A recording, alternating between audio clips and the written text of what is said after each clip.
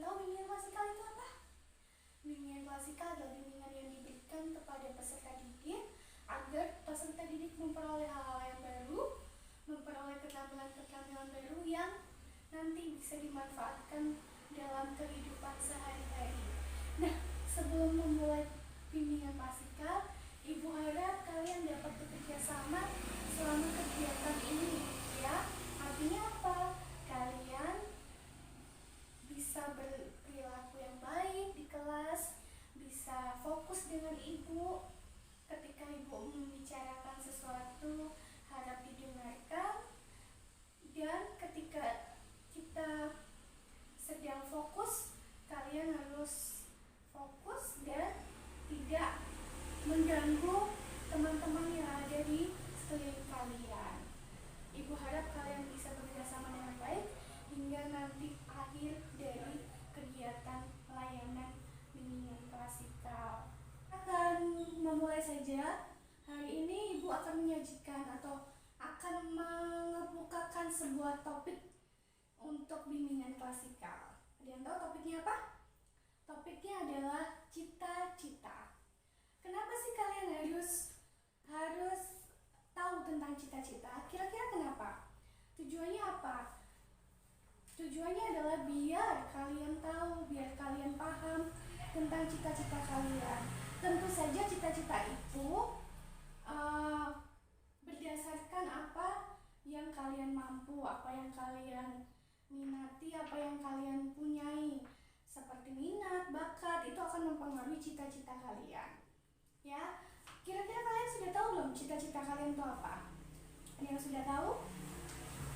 Oke, biasanya nih cita-cita seseorang itu bisa berubah. Kenapa bisa berubah? Karena banyak faktor. Bisa dari lingkungan, bisa dari teman, bisa dari orang tua, kakak, adik, ayah, ibu, bisa mempengaruhi cita-cita kalian. Misalnya nih, ibu dulu waktu TK itu bercita-cita menjadi dokter. Tapi ternyata setelah dewasa apa? Ternyata ibu adalah menjadi seorang guru. Nah, kan sudah berubah kan? Jadi pandangan kalian terhadap cita-cita sudah berubah. Gitu. Nah, selanjutnya, kira-kira cita-cita itu apa? Cita-cita adalah mimpi atau harapan seseorang untuk masa depannya. Jadi, cita-cita itu adalah mimpi kalian, harapan kalian untuk masa depan kalian. Mungkin saat ini kalian ingin sekali bermimpi, bercita-cita menjadi seorang dokter atau seorang perawat atau polisi, ya. Jadi cita-cita itu banyak sekali, bermacam-macam, ya. Selanjutnya, kira-kira apa sih banyak cita-cita atau macam-macam cita-cita itu apa saja? Coba sih ibu ingin kalian menyebutkan beberapa contoh cita-cita atau contoh karir atau pekerjaan. Jika tidak tahu karir itu adalah pekerjaan untuk masa depan kalian, ya. Ada banyak sekali, bisa kalian sebutkan. Mungkin dari orang tua kalian, apa pekerjaannya, atau kakak kalian, atau saudara kalian, ya. Bisa kalian lihat apa pekerjaan mereka. Bisa kita berikan contoh, yaitu dokter, seperti yang ibu sebutkan tadi, polisi, perawat, tentara, koki atau chef yang suka membuat makanan, atau manajer, terus akuntan. Banyak sekali cita-cita, ya. Jadi cita-cita itu banyak sekali dan kalian, ibu harapkan bisa menentukan cita-cita kalian dari sekarang. Nah, selanjutnya ibu ingin memberitahu kalian apa sih manfaat dari memiliki cita-cita. Kita akan simak nanti, ya, ada slide-nya. Yang pertama, manfaatnya pertama adalah agar hidup mempunyai jalan atau arah yang jelas. Jadi kalau kalian punya cita-cita, oh ini loh cita-citaku, berarti aku harus ke sana untuk menggapainya. Aku harus terarah, aku harus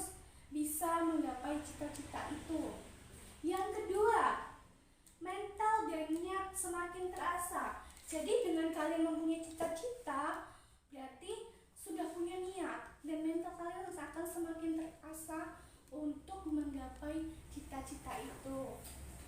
Dan yang ketiga adalah dengan cita-cita kita akan terus belajar dan berlatih. Kalau kita nggak belajar, kalau kita nggak latihan, gimana bisa dapat meraih cita-cita kalian? Gimana bisa meraih mimpi kalian? Ya nggak? Kalau malas-malesan, kerjaannya di kelas tidur, ayo gimana bisa dapat nilai bagus? Karena nanti kalau nilai-nilai kalian bagus, kedepannya kalian bisa masuk di sekolah favorit, di SMA favorit, atau di SMK favorit kalian. Dan kalian bisa dengan mudah bisa meraih cita-cita kalian. Jadi Ibu harap itu manfaat tadi kalian pahami, benar-benar kalian cermati, biar kalian itu bisa meraih cita-cita kalian. Nah, selanjutnya Ibu ingin menjelaskan cara-cara untuk meraih cita-cita. Namun, sebelum itu Ibu ingin menayangkan video tentang orang-orang sukses, beberapa orang sukses yang bisa berhasil meraih cita-citanya. Mereka itu dari kondisi yang mungkin seperti kalian, tidak mampu atau kondisi ekonominya lemah, semua serba terbatas, tapi pada akhirnya bisa meraih cita-citanya. Kita akan saksikan video yang pertama adalah Bapak Khairul Tanjung yang mendapat julukan si anak singkong, dan yang kedua adalah Bapak Presiden kita, Bapak Joko Widodo. Yuk kita saksikan terlebih dahulu. Allahu Akbar, Allahu Akbar. Khairul Tanjung terlahir dari pasangan Abdul Ghaffar Tanjung dan Halimah pada tanggal 18 Juni 1962. Anak kedua dari 6 bersaudara ini tumbuh besar di Gang Abu, kawasan Batu Tulis yang menjadi kantong kemiskinan di salah satu sudut kota Jakarta. Dibatasi dengan dinding-dinding sempit inilah 8 orang keluarga Khairul berdesakan. Ia juga harus berbagi ruang hidup dengan para tetangganya.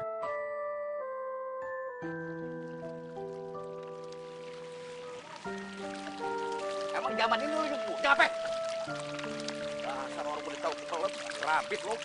Meskipun kemiskinan mendera keluarganya, tak sedikit pun mengecilkan semangat ayah dan ibunda tercintanya untuk memberikan pendidikan yang terbaik bagi Khairul dan kelima saudaranya. Di sebuah sekolah milik Belanda di Bilangan, Jakarta Pusat inilah Khairul mengenyam pendidikan dasar hingga ke tingkat lanjutan pertama. Sejak kecil, bakat dagang Khairul sudah mulai tumbuh. Ia kerap mencari tambahan uang saku dengan berjualan es mambo dan jajanan lainnya. Ia dulu dipanggil anak singkong, sebuah panggilan yang berarti anak kampung yang hidup sederhana, bahkan hidup dalam kemiskinan. Hai. Hai Rul. Hey, gimana? Bis kita untuk study tour besok. Gue udah cek di PO tempat bapak gue kerja. Suatu hari, Khairul ingin sekali ikut study tour dengan kawannya ke Yogyakarta. Namun, ia tak memiliki uang untuk membayar ongkos yang hanya Rp15.000. Tak kehabisan akal, ia pun membantu teman-teman SMP-nya untuk menyiapkan kendaraan study tour. Sayangnya, ia hanya mendapatkan Rp5.000 dari jerih payahnya itu. Ia pun urung ikut study tour karena uangnya tak cukup.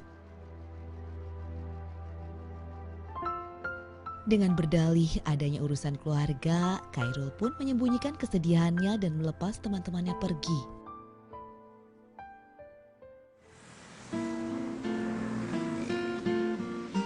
Selepas masa SMP, karena desakan ekonomi, Khairul tak lagi bisa bersekolah di sekolah swasta.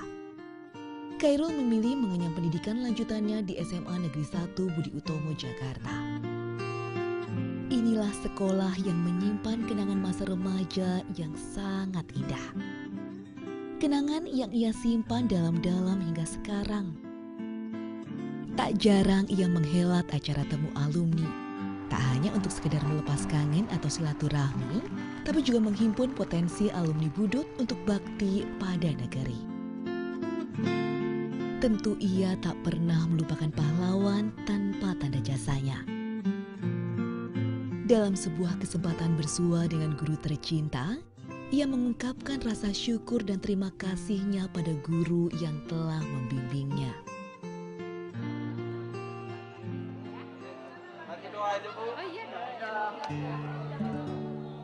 Saya dulu mungkin tidak sempat atau tidak pernah juga terpikir untuk mengucapkan terima kasih kepada bapak-bapak dan ibu sekalian. Oleh karenanya pada hari ini, ya, saya dengan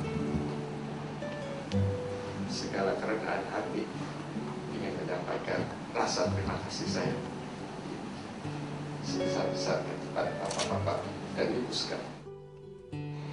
Mudah-mudahan amal dan kebaikan bapak-bapak dan ibu sekalian mendapatkan balasan dari Allah Subhanahu wa Ta'ala.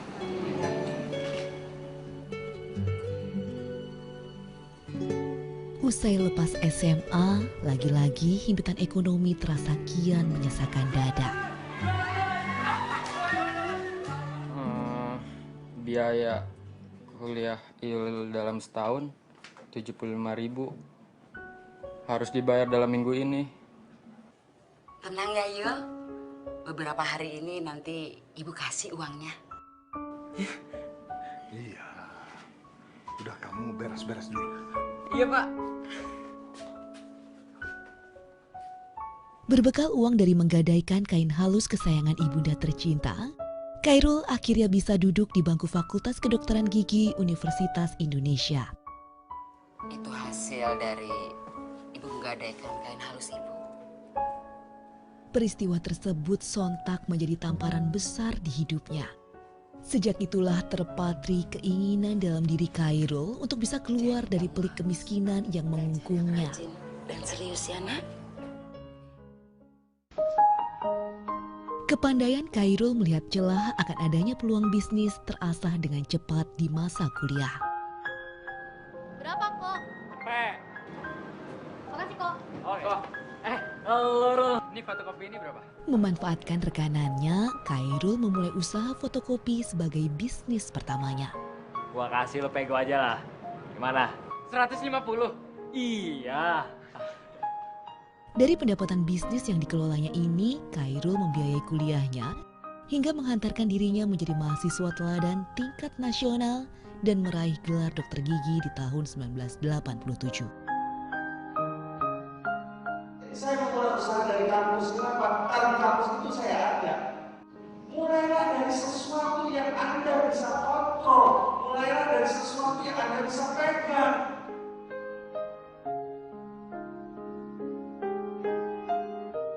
Alih-alih menjalankan profesinya sebagai seorang dokter, Khairul Tanjung memilih untuk menekuni dunia bisnis.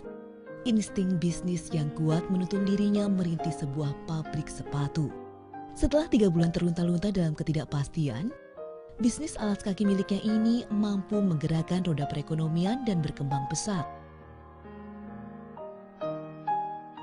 Tahun 1994, Khairul memilih untuk meninggalkan rekanan dan industri yang tengah digelutinya itu. Khairul Tanjung melangkah pasti seorang diri merintis impiannya menjadi pengusaha yang sukses dan mandiri.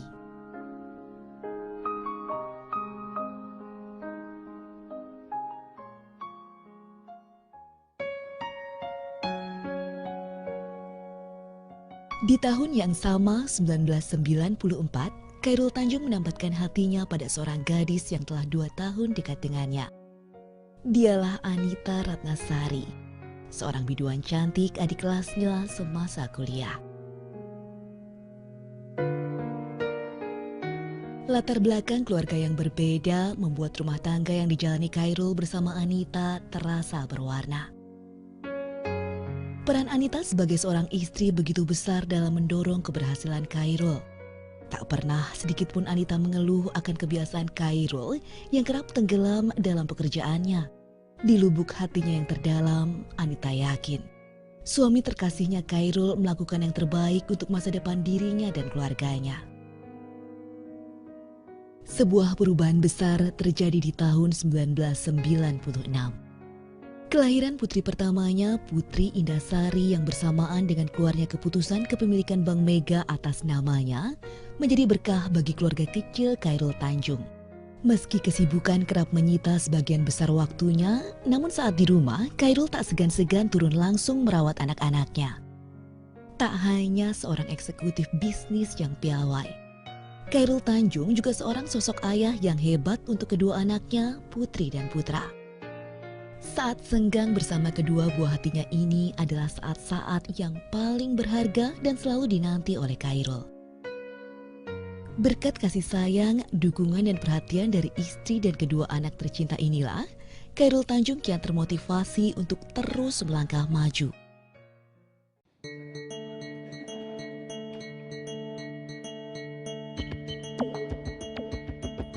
Semangat selalu menyala-nyala. Begitulah Khairul Tanjung. Sebagai seorang pengusaha, visioner dan juga ketua Komite Ekonomi Nasional, setiap keputusan dan pergerakan Khairul kerap melahirkan inovasi yang mengguncang. CT Corp adalah bukti nyata buah manis dari kerja keras dan pemikiran bisnisnya yang cemerlang. Dalam banyak kesempatan, ia selalu mengawasi dan memberi motivasi bawahannya agar kompak dan memiliki esprit de corps. Proud terhadap the company di mana dia bekerja, work, ya. Bangun spirit of militancy. Ya. Coba bayangkan, karena militan teroris mau bom bunuh diri, dia mau mati untuk tujuannya. Itu militan. Ya.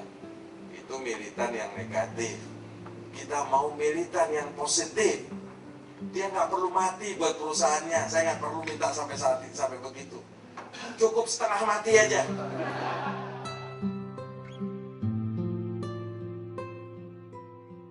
Tak sekedar berorientasi pada keuntungan semata.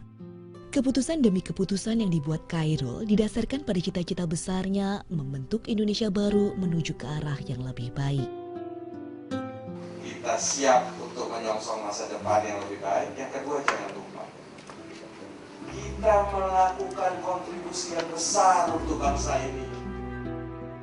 Tak ayal di penghujung tahun 2011, Globe Asia menobatkan Khairul Tanjung sebagai Man of the Year.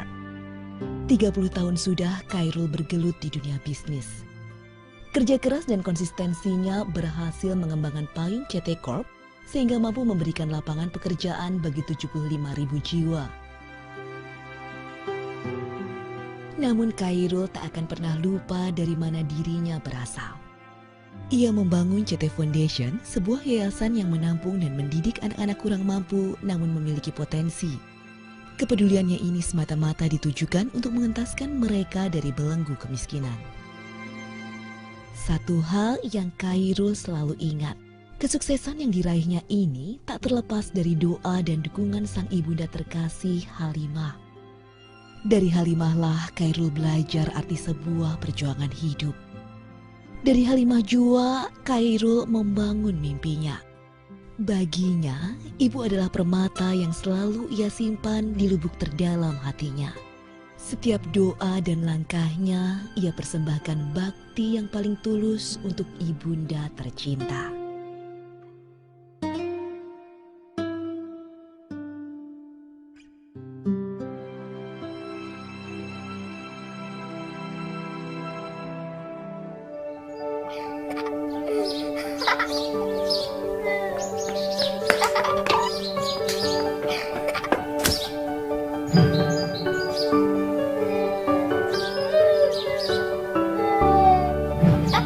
Saya, Joko Widodo. Ini adalah kisah masa muda saya sewaktu memulai perjalanan hidup. Ini saya waktu kecil. Saya berasal dari kota Solo, Jawa Tengah. Saya anak sulung dari 4 bersaudara. 3 adik saya semuanya perempuan. Saya berasal dari keluarga biasa. Kami berulang kali pindah rumah kontrakan rumah sederhana yang mampu dibayar Bapak untuk tempat tinggal kami sekeluarga. Bapak berjuang untuk hidup kami dengan berjualan bambu dan kayu di pasar. Ibu sangat gigih membantu Bapak. Setelah selesai masak dan membereskan rumah, ia segera pergi ke lapak dagang Bapak untuk membantu mengikat bambu dan kayu. Mereka melakukan itu semua demi anak-anaknya untuk bisa sekolah. Mereka meyakinkan saya bahwa sekolah akan mampu mengubah hidup saya. Perjuangan dan usaha Bapak sangat menginspirasi saya. Usaha Bapak berjalan baik, dagangan makin laku, dan saya tahu Ibu mulai punya uang. Saya pun mulai nakal waktu itu. Saya sering iseng memanggil pedagang makanan apa saja yang lewat dekat rumah. Tukang siomay, tukang bakso, tukang jajanan pasar. Ibu pun terpaksa membayar apapun yang saya pesan. Suatu kali saya asal manggil saja, ada tukang lewat di depan rumah. Saya pikir jual kue pasar, ternyata tukang arang. Ibu muncul sebelum saya sempat berlari. Terpaksa ibu membelinya dan langsung menyodorkan bungkusan berisi arang untuk saya makan sambil berkata, "Ayo makan, habisin ya, kamu kan yang kepengin jajan." Suatu hari kami kena gusur pemerintah daerah karena daerah rumah kami akan dibangun fasilitas kota. Kami sekeluarga terusir begitu saja tanpa ada perhatian di mana kami akan tinggal. Kejadian ini membuat kami sekeluarga sangat terpukul. Kami terpaksa menumpang di rumah paman. Keadaan yang sulit membuat kami sekeluarga gigih berjuang lebih keras. Bapak menjadi sopir angkutan umum. Setelah sekolah, saya membantu ibu berjualan di pasar meneruskan usaha Bapak. Kami sekeluarga menjalani hidup tanpa mengeluh dan saling mengalirkan energi positif. Bersama-sama kami berjuang untuk tidak lagi menumpang. Kerja keras tidak pernah sia-sia. Bapak bisa membuka bengkel usaha kayu. Setelah beberapa tahun, akhirnya uang bisa terkumpul untuk membeli rumah sederhana. Tahun 1980 akhirnya saya memutuskan untuk kuliah di jurusan Teknologi Kayu Kehutanan UGM. Saya memilih jurusan tersebut agar saya dapat belajar lebih mendalam tentang perkayuan. Saya ingin mengikuti jejak Bapak, ingin membangun bisnis kayu Bapak menjadi besar. Ini saya gondrong waktu kuliah, dan saya suka banget dengerin musik cadas dari Nazareth, Queen, Metallica, Judas Priest, Guns N' Roses. Saya juga hobi banget naik gunung, Gunung Lawu, Gunung Merapi, Gunung Merbabu, Gunung Kerinci, sudah saya daki. Menginjak masa penulisan skripsi di tingkat akhir kuliah, saya sudah agak kalem. Akan menginjak dunia kerja, saya memutuskan untuk lebih serius. Saya bertemu dengan gadis bernama Iriana. Dia teman adik saya yang sering main ke rumah. Pertama curi-curi pandang, lama-lama jadi jatuh cinta. Iriana orangnya sederhana, dan itu yang saya suka. Pacaran waktu itu berat di ongkos tapi ringan di hati. Saya naik bus penuh sesak, bolak-balik Jogja Solo demi bertemu Iriana.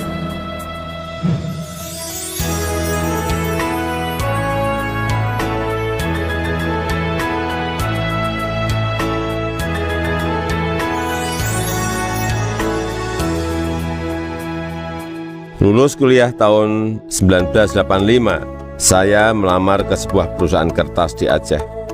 Setelah diterima, saya baru tahu akan ditempatkan di hutan rimba. Pekerjaan saya adalah mempersiapkan persemaian pinus untuk kemudian ditanam di lapangan di hutan-hutan yang gundul. Beberapa bulan setelah itu, saya kembali ke Solo untuk menikahi Iriana dan menyiapkan keberangkatan kami ke Aceh. Masa awal pernikahan kami berada di dalam hutan rimba selama 2,5 tahun. Pada tahun kedua, Iriana sudah dalam kondisi hamil dan kita memutuskan untuk melahirkan anak pertama kami di Solo. Kembali ke Solo, mulai ikut paman bekerja di pabrik mebel untuk mencari pengalaman. Di sini saya belajar banyak tentang bagaimana menjadi pengusaha yang baik. Semua posisi pernah saya lakoni, di produksi, di pemasaran, semuanya pernah saya alami. Tahun 1987, anak pertama saya lahir, Gibran Rakabuming. Gibran itu singkatan dari gigih dan berani. Saya ingin putra pertama saya punya semangat hidup seperti namanya. Lahirnya Gibran juga memicu saya untuk mendirikan perusahaan pertama saya yang bergerak di bisnis mebel dengan nama CV Rakab.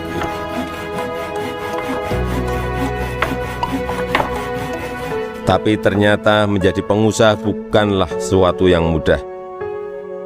Saya pernah habis ditipu. Barang sudah dikirim tapi tidak dibayar. Lalu orangnya menghilang. Kalau kita jatuh ya harus bangkit lagi.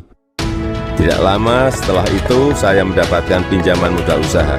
Dengan semangat untuk bangkit dan berkembang, saya bergerak cepat untuk mencari pesanan sampai luar negeri dengan cara ikut pameran-pameran mebel. Hasil usaha saya mulai terlihat, kantor tidak pernah sepi dari kunjungan pembeli. Di sini saya bertemu dengan pembeli dari Prancis bernama Bernard Jean. Dia yang memberi sebutan Jokowi untuk saya, untuk membedakan Joko Widodo dengan Joko-Joko lainnya yang banyak beliau kenal. Sejak saat itu, orang-orang lingkungan pengusaha mebel mulai memanggil saya Jokowi. Dua anak saya lahir setelah keadaan ekonomi keluarga membaik. Kahiyang Ayu dan Kaisang Pangarep. Saya ingin anak-anak saya mengenal sekolah kehidupan yang dilandasi perjuangan untuk mandiri, supaya mereka semua mampu membangun kehidupan yang kukuh. Keluarga adalah sumber kekuatan terbesar bagi saya. Saya yakin yang saya alami waktu muda sedang kalian alami sekarang. Tidak ada Jokowi hari ini jika tidak ada sejarah susah hidup saya. Teruslah berjuang mewujudkan mimpi-mimpi kalian. Mari kita terus bangun Indonesia maju.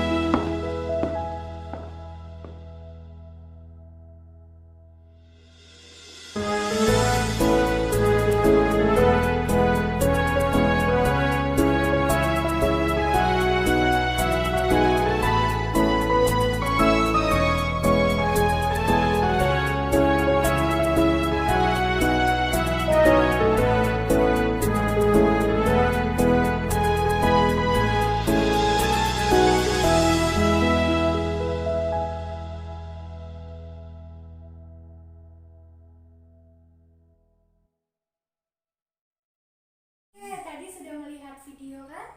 Kira-kira video itu bagus nggak? Menarik nggak? Tadi itu tentang Bapak Khairul Tanjung dan Bapak Joko Widodo. Kita ingin mengulas sedikit ya. Bapak Khairul Tanjung itu adalah sosok yang tidur saja, rumahnya saja di perkampungan kumuh ya. Kita bisa bayangkan perkampungan kumuh itu seperti apa ya, padat penduduk. Bahkan untuk ke kamar mandi saja itu satu kampung itu bisa bareng-bareng. Bisa bayangkan kan kalian? Nah, tapi dengan kegigihannya sampai dia bisa mencapai kesuksesan, itu penuh perjuangan. Dari yang jualan koran ya, dari yang kalau namanya mahasiswa itu mengumpulkan tugas-tugas terus difotokopi ya, seperti itulah jadi keuntungannya dikumpulkan. Sampai Bapak Khairul Tanjung ingin ikut karya wisata, ingin ikut kegiatan di sekolah, tidak bisa karena tidak punya uang. Mungkin kondisi kita juga saat ini seperti itu, tapi jangan berkecil hati. Buktinya Bapak Khairul Tanjung bisa sukses. Lihat tuh, Transmedia, terus pernah ke Transmart. Nah, itu juga punya Bapak Khairul Tanjung itu. Terus ada Bank Mega, ya kan? Banyak sekali. Terus banyaklah ya. Terus yang kedua,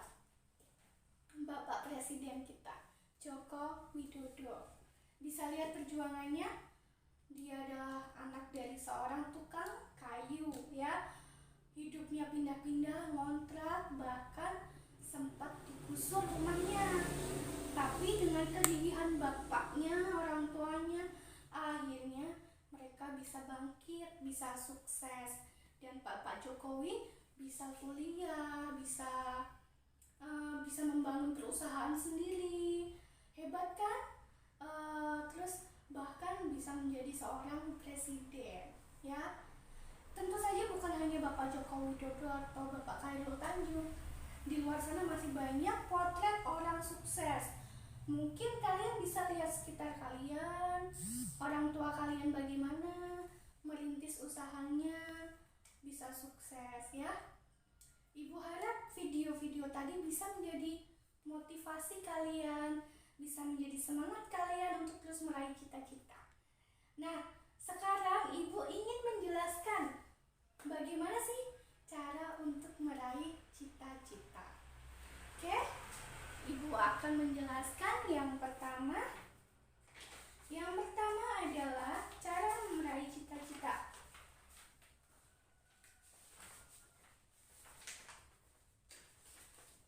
Yang pertama, perluas wawasan. Wawasan itu apa sih? Wawasan itu ya pengetahuan, terus keterampilan, ya. Jadi seseorang yang mempunyai cita-cita besar harus punya wawasan yang luas, punya pengetahuan yang luas, ya. Terus kalian dari wawasan-wawasan itu, terus kalian tuh nanti bisa mendapat pengalaman, bisa mendapatkan pengetahuan, dan itu sangat bagus untuk mengasah cita-cita kalian untuk terus maju, ya. Terus yang kedua, yakin dan percaya diri. Kalau kalian nggak yakin sama diri kalian, gimana kalian bisa yakin untuk meraih cita-cita kalian? Jadi kunci yang kedua adalah yakin. Orang yang tidak mempunyai pendirian dan tidak percaya diri, maka dia tidak bisa dalam meraih cita-citanya, ya. Jadi harus yakin, harus percaya diri bahwa kalian bisa sukses seperti Bapak Joko Widodo dan Bapak Khairul Tanjung, ya. Yang ketiga adalah keistimewaan pikiran. Nah, kita kan manusia itu diberi kelebihan, ya. Kita bisa berpikir, kita bisa merasa, dan pokoknya banyak, ya, dari 6 indera kalian. Nah, keistimewaan pikiran ini bisa untuk kalian mencari strategi, mencari cara bagaimana kalian untuk meraih cita-cita, ya. Terus yang keempat, jiwa yang cerah. Apa maksudnya jiwa yang cerah?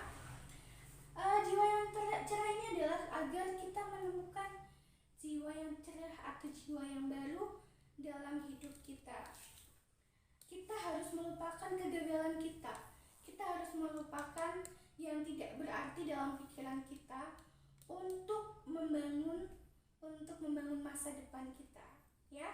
Kita harus selalu tersenyum, kita harus semangat untuk meraih cita-cita. Yang kelima, kuat saat terpuruk. Apa artinya? Jadi kalau kalian gagal, kalian merasa tidak mampu, ya jangan terus down atau terus terpuruk, karena itu akan melemahkan mental kalian, melemahkan niat kalian untuk meraih cita-cita. Jadi kalau kalian gagal, bangkit, bukan malah terpuruk. Kalian harus bangkit, karena kalau gagal itu adalah kunci dalam kesuksesan kalian. Oke? Dan yang terakhir adalah jangan lupa berdoa. Kunci dari kesuksesan adalah doa. Jadi jangan pernah bosan-bosan untuk berdoa, meminta kepada Tuhan agar kita bisa meraih cita-cita kalian. Oke? Mungkin ada pertanyaan? Sampai sini ada pertanyaan? Cukup jelas? Ibu harap yang di belakang jangan ribut, ya, karena kita sedang menerangkan, Ibu sedang menerangkan,